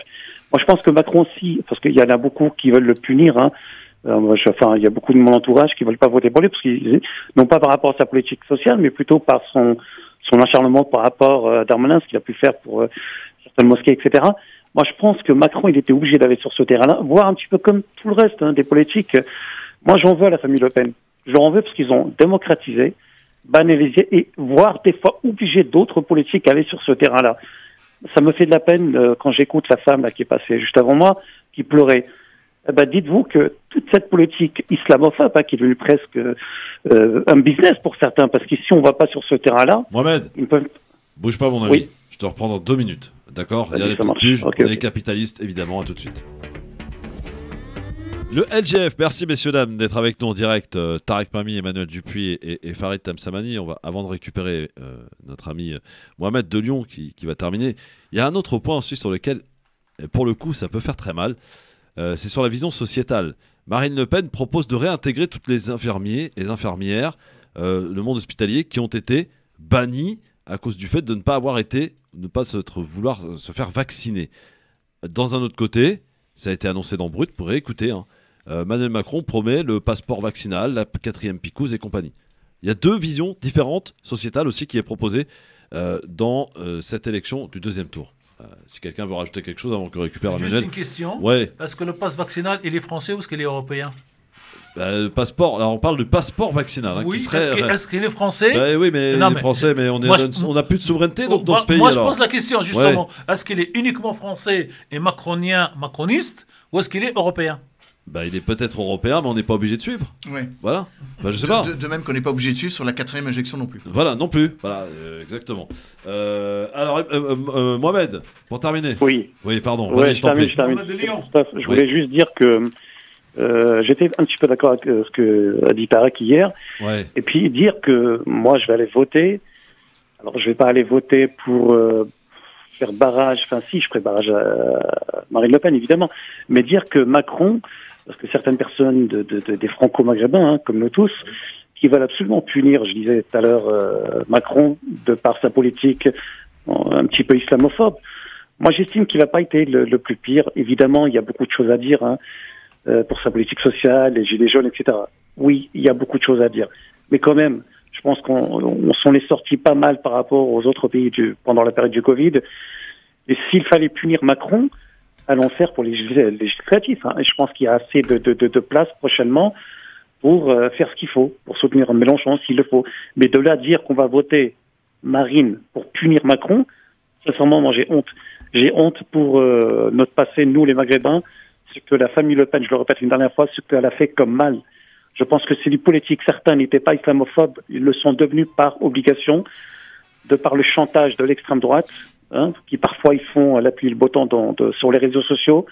Rappelez-vous, s'ils vont pas sur certains terrains... C'est un peu facile ça, pardon. Mon ami Mohamed, de dire que c'est les Le Pen qui sont à l'origine de l'islamophobie en France, franchement, non. Non, je dis qu'ils ont banalisé. Mais c'est pas eux qui ont banalisé. Mais c'est pas eux qui ont banalisé. Ce sont les pouvoirs politiques en général, qui sont tous d'ailleurs en grande majorité islamophobes, à commencer par la gauche. Pardon de le dire, mais la gauche. Oui, ils nous ont trahis avec touche pas mon. Les laïcards communistes, France Insoumise et compagnie qui viennent défendre les musulmans, pardon, au bout d'un instant, faut quand même se répéter, se remémorer ce qu'ils disaient à l'époque. Je veux dire, faut pas avoir la mémoire courte. C'est ça le problème des gens, c'est qu'on a la mémoire courte. Moi, j'ai jamais adhéré. Il faut pas oublier ce que la famille Le Pen a fait. Comme bien sûr, mais évidemment. La communauté franco-maghrébine, il ne faut pas. Il faut pas non plus leur attribuer tout ce qui arrive de mal dans ce pays. C'est pas vrai. Je veux dire, voilà. Une grande partie. Ouais. Bon, si vous voulez. Bon, ok. Merci Mohamed. Merci Mohamed. Merci Mohamed. Moi, je souhaite éventuellement, c'est des auditeurs qui vivent dans des villes gérées par le Front National. Il n'y en a plus beaucoup. Non, mais si, par contre, ça c'est un véritable indicateur. Voilà, s'il y a des Mohamed dans ces villes. Où ça, alors dites-moi, il n'y en a pas beaucoup. Si, Christophe, il y a là où il y a M. Alliot. Il y a Béziers. Perpignan. Béziers, c'est truc. Pas la nouvelle génération. Pas la nouvelle génération, mais les précédentes générations de communes gérées par le Front National. Voilà, les anciennes. Les anciennes. Orange, ouais. Surtout, il y a eu une gestion catastrophique dans une ville, moi, qui m'avait fait verser des larmes. Ah, c'est à côté de Montajoly ? Non, pas du tout. Il a été même. Non, à Mantes-la-Ville, ça n'a pas été. Non, c'était à Vitrolles. Vitrolles. Et donc, c'est à des Mohamed qui habitent dans ces villes, parce que j'allais dire, eux, ils ont vécu sous le pouvoir. Et ça, c'est une bonne chose. C'est un exemple parce qu'il y avait une véritable discrimination flagrante. Évidemment, personne ne va la nier. Alors, si on parlait un peu d'Ukraine, les enfants, avec ce désaccord qui apparaît entre Zelensky et Emmanuel Macron. Puisque Zelensky reproche à Emmanuel Macron de ne pas vouloir employer ce mot génocide. Alors, Emmanuel Dupuis, est-ce que ce qui se passe en Ukraine aujourd'hui, est-ce qu'il s'apparente au mot génocide ? Est-ce que c'est un génocide pour vous, monsieur Emmanuel Dupuis ? Je pense que ce n'est pas à nous de le dire, mais... Ça, c'est une belle manière de s'en sortir. Ah ben ça, non, il fait comme Macron. C'est ce qu'a dit Macron. Je vais expliquer. C'est aux juristes de définir. Oui, accessoirement, oui. On a créé la Cour pénale internationale pour ça. Donc après tout, moi je ne suis pas Karim Khan, le procureur général de la Cour pénale internationale, qui s'est entretenu avec Volodymyr Zelensky. Alors, je suis très étonné que Volodymyr Zelensky ne s'en prenne pas à Karim Khan, qui lui-même n'emploie pas le mot génocide, alors que si génocide il y a, c'est la Cour pénale internationale qui le déterminera. Donc je trouve qu'il y a un petit peu de politisation de tout ça. Volodymyr Zelensky en veut à Emmanuel Macron parce que d'autres ont employé ce terme. Biden, par exemple. Joe Biden, Justin Trudeau ou Boris Johnson. Attention, un crime est défini non pas par le politique... Donc le monde anglo-saxon. Contrairement... Accessoirement, oui. Voilà. Oui, bien sûr. Bon. Au-delà de tout ça, il y a d'autres pays qui utilisent ce terme. Le président polonais, les trois présidents baltes qui se sont rendus à Kiev. Alors moi, j'ai envie de dire, attention aux mots, parce que la banalisation du mot génocide peut être terrible. Oui. Parce que dès qu'il y aura un conflit d'égale importance, on qualifierait ça de génocide. Alors, je reprends ce que j'ai dit avant que Tariq et Farid n'arrivent. Oui. À cette vitesse-là, oui. Pourquoi ne définit-on pas ce qui se passe au Yémen comme un génocide ? Ça a tous les caractéristiques d'un génocide. Article 6 de la CPI. Acte commis dans l'intention de détruire tout ou partie d'un groupe national, ethnique, racial ou religieux. Excusez-moi, ce qui se passe au Yémen, peut s'apparenter à un génocide, comme c'est ce qui a été reconnu pour Srebrenica en 1995, Rwanda en 1994, Arménie en 1913 et 1915, ou évidemment la Shoah. Attention à la banalisation de la notion de génocide, tout comme l'utilisation un petit peu aléatoire du crime contre l'humanité. On ne sait pas s'il s'agit d'un crime contre l'humanité. Par contre, ce qui est une certitude, c'est qu'il s'agit bien d'un crime de guerre, puisqu'il y a une rupture. C'est exactement ce qu'a dit Marine Le Pen ce matin. Mais non, mais c'est très important, et peu importe que Marine Le Pen l'ait dit. Bah oui, elle l'a dit. La convention donc, de Genève de 1949 et ses protocoles précisent bien les choses. Un crime de guerre, c'est l'assassinat de populations civiles, Boucha, actes de torture, viol, on a vu beaucoup d'images dans les réseaux sociaux, pillage, qui reste à prouver, exécution, il y a des enquêtes, absolument, voilà. Exécution d'otages, attaque délibérée contre des écoles, hôpitaux ou musées. C'est la gare de Kramatorsk ou c'est évidemment les hôpitaux de Mariupol. Et c'est exactement ce qui s'est pas passé en Irak. Oui, non, mais juste, t'arrives juste d'une phrase parce que allez-y. Quand même, c'est très important que les choses soient claires. Oui. Il faut qualifier ce qui est qualifiable. Oui. Voilà, ça c'est la première chose. Oui. Et puis un autre élément, deux autres éléments, et après je vous donne la parole. Oui.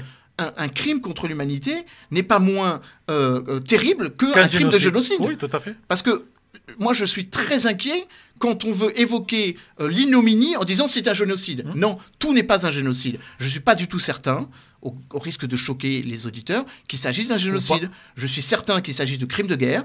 Il faut vérifier s'il y a des crimes contre l'humanité. Je rappelle que les crimes contre l'humanité, c'est précisément atteinte volontaire à la vie d'autrui, atteinte à la liberté et, ou aux violences aux personnes sous la forme d'un plan concerté à l'encontre d'un groupe ou d'une population civile. Okay. Donc là, effectivement, il faut vérifier s'il y a un plan planifié de la part de Vladimir Poutine contre les Ukrainiens. Alors, dernier point, d'une phrase. Rapide, d'une phrase. Moi, ce qui me revolt... Juste, allez-y. Tariq, et après, je ne prends plus la parole. Attention, parce qu'il y a un piège. Si on évoque la génocide, on a l'obligation d'agir. Convention de 1948, obligation d'utilisation de la force pour prévenir un acte de génocide. Par le plus fort du monde. Je trouve très spécieux que les Américains nous aient fait la guerre en 1994 en disant nous ne voulons pas qualifier de génocide au Rwanda et que maintenant ils disent il faut qualifier le génocide. Ça nous obligerait à agir militairement. Ce qui me révolte, c'est que c'est la communication et les médias qui imposent ces définitions juridiques. Non, mais clairement. C'est ce qu'a dit Emmanuel Macron. Oh oui, et est-ce que. La définition ou l'utilisation du terme? L'utilisation du terme qui fait. La qualification. Non, les qualifications, on est d'accord. C'est juridique, oui. Non, mais ça, ce qui a été dit, je ne conteste pas. Aux politiques de qualifier. Voilà. Et que les médias, j'allais dire, pour la guerre d'Irak, vous avez parlé du Yémen, Emmanuel. Moi, je vais parler de la guerre d'Irak. Est-ce que toutes ces choses ne se sont pas passées par l'armée américaine en Irak? La planification, je ne crois pas. Non, pas la planification. Les médias. La planification. Il n'y a jamais eu d'enquête. Ah oui? Il n'y a jamais eu d'enquête. Je pense pas qu'il y ait eu de voilà, moi je préfère cette version. Vous savez qu'est-ce que c'est qu'une planification? C'est Madame Albright à qui on pose la question qu'il y a 500 000 gamins qui sont morts parce qu'on a planifié les sanctions. Donc la mort de 500 000 personnes. C'est une conséquence. D'une planification. Non, la planification, c'est de dire je planifie la mort de 500 000. Oui. Le crime de génocide, c'est la planification de l'extermination. Non, je ne parle pas de génocide, mais la planification de la mort de 500 personnes. Parce que l'ONU, à l'Irak, elle a crié et elle a dit il y a 100 000 et ça va continuer. Donc, oui, mais vous dites vous-même qu'en fait, c'est les sanctions qui. Est-ce que je peux accueillir Sofiane? Ça vous dérange que l'accueille notre pote Sofiane? Il y a une nuance. Oui, bien sûr, puisque c'est les Américains. Salut Sofiane. Oui, bonjour Farid, bonjour Tarek, bonjour Emmanuel. Comme c'est pas la Russie, donc on se pose la question. Je ne pense pas qu'il y ait des génocides de la part de la Russie. Vas-y. C'est Tarek, salam alaikum. Bonjour. Alaikum salam. Farid, Emmanuel, bonjour.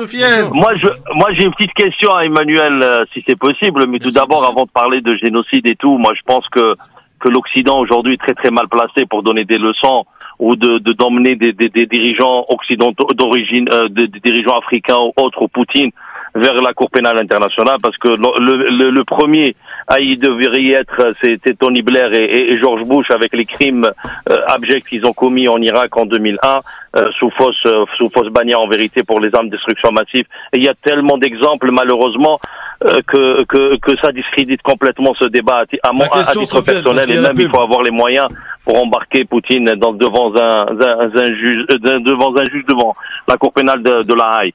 Moi, je voulais juste une petite question à Emmanuel et comment il m'explique le fait que l'Ukraine appelle à rompre le gaz et à enclencher des sanctions de l'Europe contre la Russie, alors que c'est les premiers à ne pas avoir coupé le gaz ukrainien, gaz russe. On sait que le gazoduc Brotherhood, il continue le contrat de 2020-2025 où l'Ukraine devrait encaisser jusqu'à 7 à 8 milliards de dollars. Il continue à recevoir aujourd'hui le gaz plus de 12 millions d'habitants. Je pense qu'ils sont... bouge pas, Sofiane. Oui. La question, il a bien compris. Il va y répondre dans un instant parce que j'ai une petite pige vite fait et on s'en débarrasse. Reste avec nous, Sofiane. À tout de suite. Merci d'être avec nous en direct sur France Maghreb 2. Débat très intéressant avec Emmanuel Dupuis, Tarek Pami et Farid Tamsamani et Sofiane Nagdari qui est par téléphone et qui a souhaité poser une question à Emmanuel. Oui, donc, Sofiane a raison. Les Ukrainiens ont bénéficié, c'est pas les seuls, de tarifs privilégiés sur le gaz russe. Il n'est pas remis en cause. Donc effectivement, il y a un peu le sentiment du deux poids deux mesures. On nous demande de fermer les vannes alors que d'autres pays ne le font pas ou ont décidé de ne pas le faire ou le feront plus difficilement. Mais je crois que la question doit être posée désormais autrement. La question maintenant, c'est est-ce que le conflit concerne l'Ukraine ou est-ce qu'il concerne le Donbass ? Et je crois que ce qui a changé depuis maintenant quelques jours, c'est que ça concerne le Donbass. Je crois que Vladimir Poutine a bien compris que, nonobstant la volonté de cacher ou de minorer sa défaite, que le monde perçoit qu'il a été mis en défaite ou qu'il a été... perturbé dans ses plans initiaux. Donc je crois qu'effectivement, maintenant, on va revenir, et c'est peut-être très cynique de le dire ainsi, à une situation avant le 24, avec beaucoup de morts qui malheureusement ont été victimes civiles et victimes militaires, des deux côtés. On va revenir en fait à la négociation avant le conflit, et d'une certaine façon, chacun exhibera le fait qu'il est plus puissant ou plus légitime qu'avant le conflit. La Russie aura gagné des territoires, l'Ukraine aura montré qu'elle a pu tenir tête à la Russie, et in fine, le gaz continuera toujours à couler à flot. Je rappelle, et Sofiane le sait mieux que quiconque ou comme nous, que depuis le début de ce conflit, tous les jours, c'est 450 millions. 800 millions, pas. Allez, soyons magnanimes, entre 450 et 800 millions par jour que nous payons en roubles ou en dollars, peu importe. Que Poutine encaisse. Oui, enfin que la Russie encaisse, accessoirement que Gazprom encaisse. Et que donc, depuis le début de ce conflit, on est à 51 jours. Vous ferez un calcul avec votre calculette, c'est quand même près de 35 milliards que nous avons livré. Donc nous-mêmes, nous finançons la guerre que les Ukrainiens sont en train de subir. Énergétique, c'est à la politique des écolos en Allemagne, ils ont fini avec le nucléaire, ils se sont retrouvés avec le charbon et le gaz russe à hauteur de 50-55%. Aujourd'hui, Steinmeier, Zelensky a refusé de le recevoir, c'est qu'il n'est pas seulement en froid avec la France grâce au mot génocide, il y était déjà avec Israël en utilisant le terme holocauste quand il s'est exprimé à la Knesset. Et vous avez aujourd'hui avec l'Allemagne aussi un froid parce qu'il veut absolument que les Allemands coupent le gaz. Et s'il y a coupure de gaz, il y a un effondrement complet de l'économie allemande qui est dépendante du gaz russe. Mais ça ne veut pas dire que ça justifie un contact avec la Russie. C'est ça mon petit bémol. À ce propos, c'est vrai, mais ça ne justifie pas. À ce propos, Sofiane, vous qui nous alimentons comme d'autres dans le groupe, un petit mot sur ce qui se passe actuellement en Palestine. En Palestine, c'est la fête de Pessah. Il y a des extrémistes, comme à chaque année, qui veulent pratiquer certains rites au niveau de l'esplanade de la mosquée de l'Aqsa. Et malheureusement, les représailles sont là. Et ça, c'est un gros coup dur pour les pays qui ont normalisé, qui ont essayé de justifier la soumission directe à cet État qui ne veut absolument pas la paix ni avec les Palestiniens ni avec les pays voisins, si ce n'est une mainmise totale sur toute la région et avoir des pays soumis, démilitarisés complètement. C'est une paix à la Sharon, une paix d'un grand Israël et non pas une paix équitable avec un État palestinien viable aux frontières de 67. Malheureusement, aujourd'hui, on a l'extrême droite, on a Naftali Bennett qui est au pouvoir Et malheureusement, c'est pas la vision qu'ils ont. Et même au niveau interne, avec la puissance des colons israéliens, même le gouvernement israélien n'a pas assez de marge de manœuvre. Moi, je pense qu'on se dirige vers une implosion. Il suffit d'une étincelle pour allumer la brève. C'est vraiment, voilà, il y a une étincelle qui risque d'embraser. Et là, aujourd'hui, le fait qui est nouveau en Palestine, c'est que les Arabes de 48, c'est-à-dire les Palestiniens qui sont de nationalité israélienne, c'est eux qui commettent aujourd'hui des attentats et commettent des actes au niveau à l'intérieur de l'État d'Israël. Merci mon Sofiane. J'aimerais qu'on termine avec Farid qu'on n'a pas beaucoup entendu dans cette partie. Ah bon? Oui, bah oui. Sur quoi? Sur l'Ukraine, là. Oui, bah, moi, si, je l'ai dit que je ne pensais pas qu'il y ait un génocide planifié, en tout cas, de la part de la Russie. Je pense que c'est de la communication et de la manipulation de la part du président ukrainien pour des raisons qui lui appartiennent, parce que je pense que malgré tout, malgré sa potentielle victoire, il est quand même aux abois et qu'il voudrait entraîner beaucoup plus de monde sur des choses beaucoup plus difficiles avec lui. La réalité, c'est qu'il faut être sérieux à un moment donné. Je pense que le terme de génocide, ça a été expliqué notamment par Emmanuel, c'est quelque chose de sérieux, de beaucoup plus lourd, et que la planification, en tout cas à l'heure actuelle, ou en tout cas à la vue des informations que nous avons, la planification, elle n'existe pas ici, tout simplement. Très bien. Eh bien, merci à tous et merci de nous avoir suivis, messieurs, dames. Merci à Farid Temsamani, merci à Tarek Mami, merci à Emmanuel Dupuis. Et on se retrouve bien mardi.